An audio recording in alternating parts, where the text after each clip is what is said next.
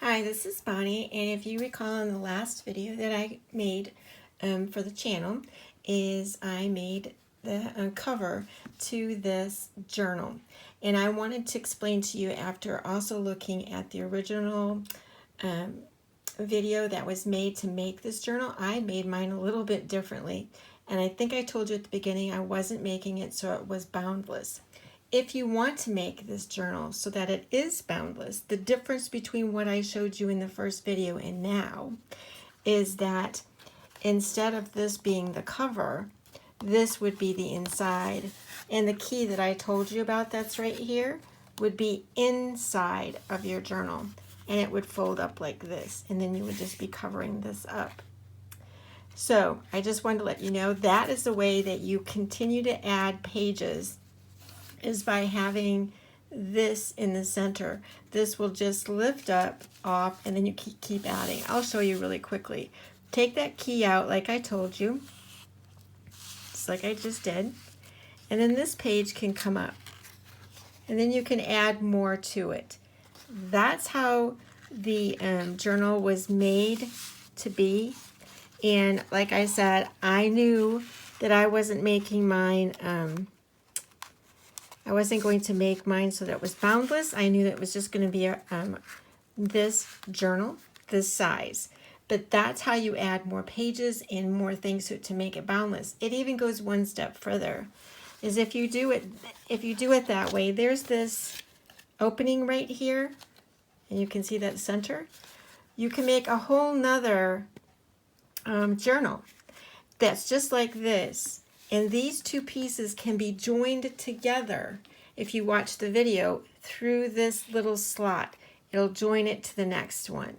But I'm going to go ahead, every time I do my video, I'm going to have the link to the original, to the lady that actually made the journal. So you'll always be able to see how you can make it originally. But this is how I'm going, and this is what I'm doing for right now. So let's get going. Okay, so for today I'm going to tell you again, this is a paper that I used for the journal. Every page I made, it was made from this paper pad. The stamps I'm planning to use today, again, I've not made this page yet, so things can always change. But this is the plan, is I'm going to be using Halloween Hello, and I really like this stamp because it comes with two little bats, so you can use those throughout. Those are not attached to the sentiment, they are separate. I am planning to use the cat that looks like a witch cat, Milo. These are all from Fairy Hugs. I am planning to use Lucinda. She is what I consider the good witch, and there's also another witch that's Ursula, so you can always change that out. I am going to be using the Rooftops. These work good for Christmas and Halloween and anything you want to have in terms of a rooftop scene. And I might possibly use the spiders, maybe the spider webs. And then if you recall, at the last video, I'm going to show you this again. The cover, my die didn't fit on, it extended, and I saved that piece. I'm going to be using that today. And these are the pages we're going to be working on. This will be page 2 and page 3. So I'm going to go ahead and get the first page set up in my stamping platform. Okay, so I want to remind you that I am keeping the binding straight this way. I'm not, I don't know how to explain it, but I did in the first video. But you know, you want to always seem to line up what the edges are.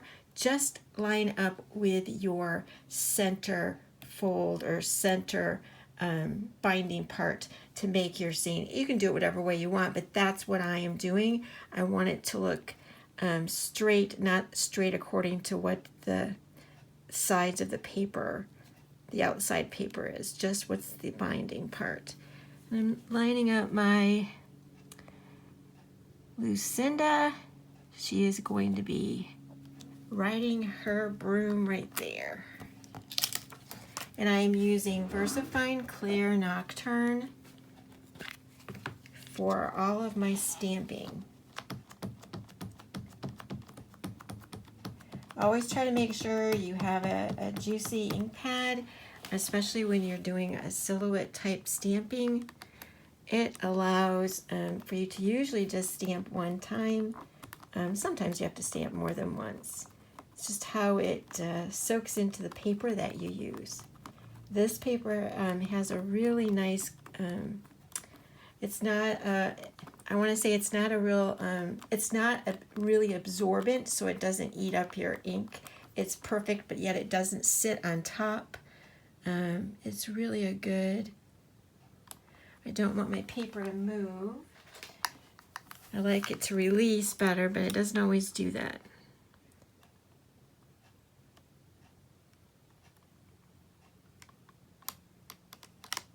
Okay, and that looks really good.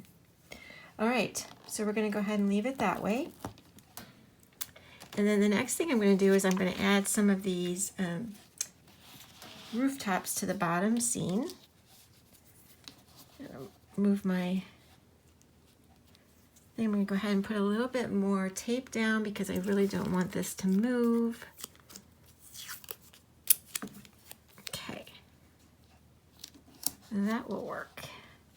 So you can put them on whichever way you want. I think because, yeah, I'm going to go that way. And like I said, down here, if I go up like this, I'm going to have a piece of my the bottom of my page showing. And I think I'm just going to go ahead and make it so that it's even with the bottom, but still parallel to the side. And that's how that's going to go. You can always lay this acetate or the paper that comes with the clear acetate that comes with your stamp. It always helps you to see what your scene is going to be. All right, I don't need to stamp this entire thing, but pretty much the entire thing. Let's see how we go.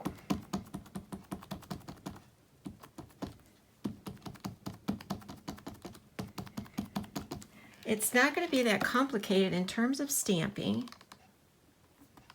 It's just adding a little bit of details to it afterwards. And always remember what I do in my videos. You can always add more or take away, whatever you want to do. It's just to give you suggestions as to what you can do.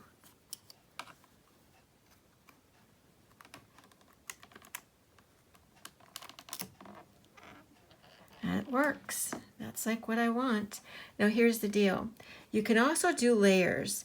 And the way to do that would be to add your stamp in a gray, really light gray first, and then put your dark on top. And looking at this, I might have even considered doing that, but that's what you can do to give it a little bit more variety.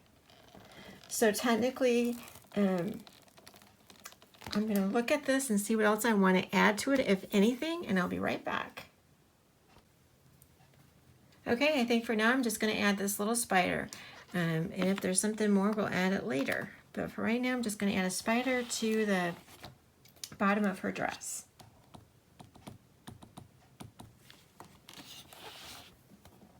And we'll be done stamping this page. I can see I missed that little spot. Now here, this is a tip. I think you already know this, but you can always take any, like I have a Copic multi-liner, and you see how I missed that little spot right there? You might not be able to see. Let me show you.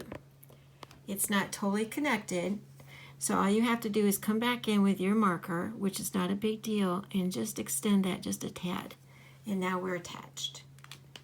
And that works. So I'm going to go ahead and set up the next page.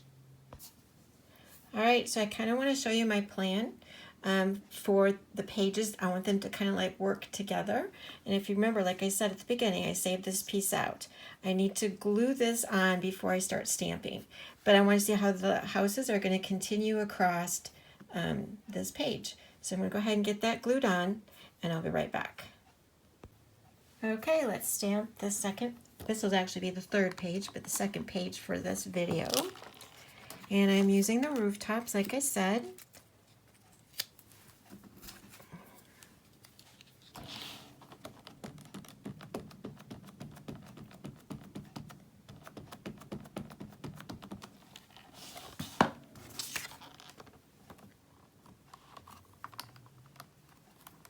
think I needed my magnets closer, but I didn't do that.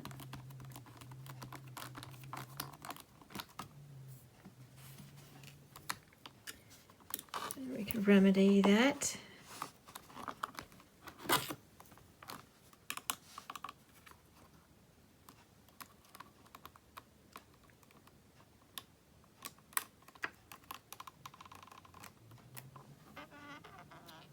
I think that's going to be good, but I'm going to give it just a little bit more in the corner. Hopefully I don't blur that.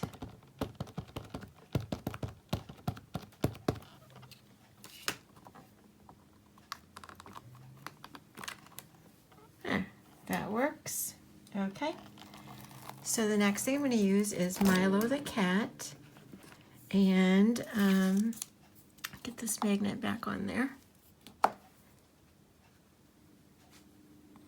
Keeping us a little bit more straight.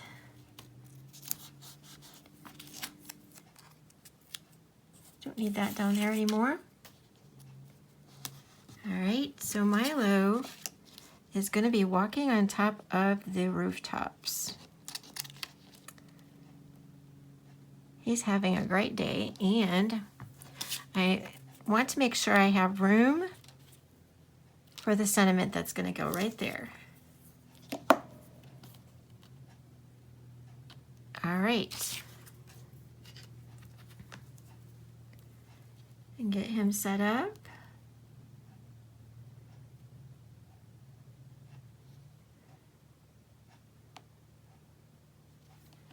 And bring him down just a little bit so he's touching the rooftops.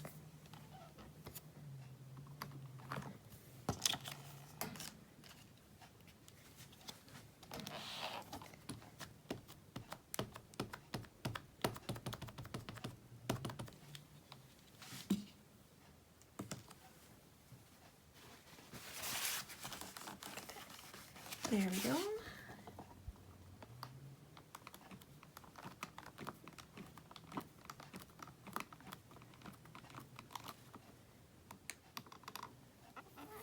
And he looks fabulous. I just love the details in these cats. Just let me show you. Can you see? Look at the broom.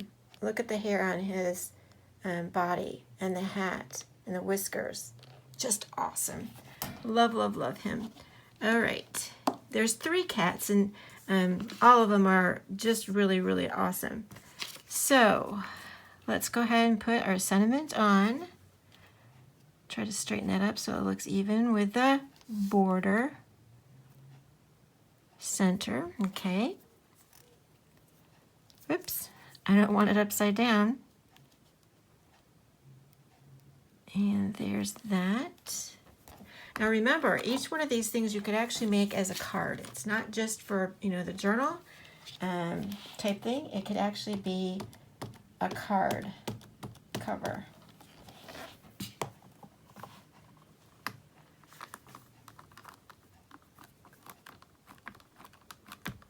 All right, that looks great. I am going to go ahead, because I see that there's plenty of room, and I'm going to go ahead and get the 2 bats. Let's see if you can see that. There's 2 small bats that comes with that sentiment, and I think that would be perfect. Let's see. I think the tiny one's going to go up here, and the smaller one down here. Go ahead and stamp those at the same time.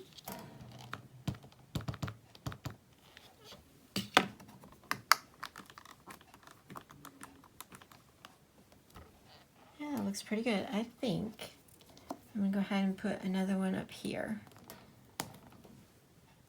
And I think I'm going to use a tiny one.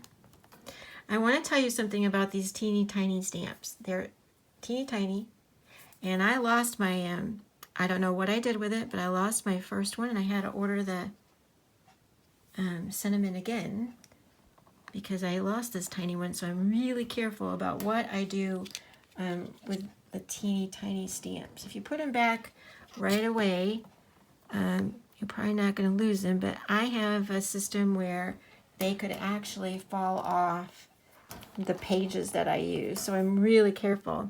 about where I put it. So, at any rate, that's going to be what that looks like. Let's go ahead and take this off. I want you to see the full view. And yet what I'm still going to do, I didn't cut off the edge. I was waiting for it to dry. I want to show you them together. What our pages are going to look like. So our pages will look just like that. Here, let me get this up. There we go. Okay. So our pages are going to look just like that. You see how that goes off this way? So if I try to make her so that she went, even with this, it would all be off and not work together. So I'm going to cut this off. We're going to make a moon, and I'm going to go ahead and distress the edges.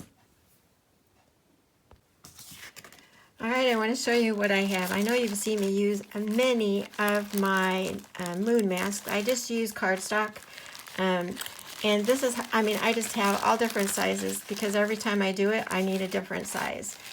So I've cut out a lot of moons, and then I save these and just use them over and over again. Once they get really bad, I'll probably cut another one.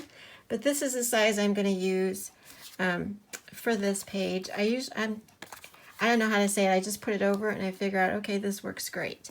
I'm going to use my Chip Sapphire. It's my favorite. It works really good for what I call the moon glow. And I just hold this down as always and add a little bit of this around the outside. You're not seeing a lot when I'm doing this, just like this, but if you lift it up, you can see it. So, and the reason I'm not a particular fan of the plastic masks is because it keeps the ink on it. Not that this doesn't, but it absorbs into it. So it doesn't, when I go to move it or put my fingers on it and touch my card, it doesn't particularly, go off onto it. So that's the only reason why I'm not a fan of the plastic. Not that there's anything wrong with it. It's just, I just kind of like this. And I have the, I can go ahead and use whatever size I want. I'm not limited other than to the size of the dies I have. So anyway, I'm going to go ahead and put a little bit of this ink on the inside just to soften it. I mean, the moon can be a little bit bright, but just depends on what you want to do. But I like to soften it a little bit.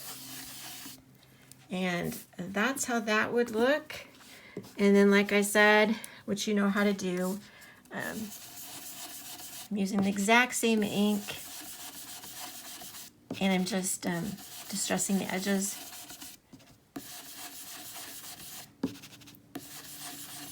By putting the ink around. I'm going to go ahead and do that. You don't really need to watch me do that. But that's what I'm going to do for that page. I really like that.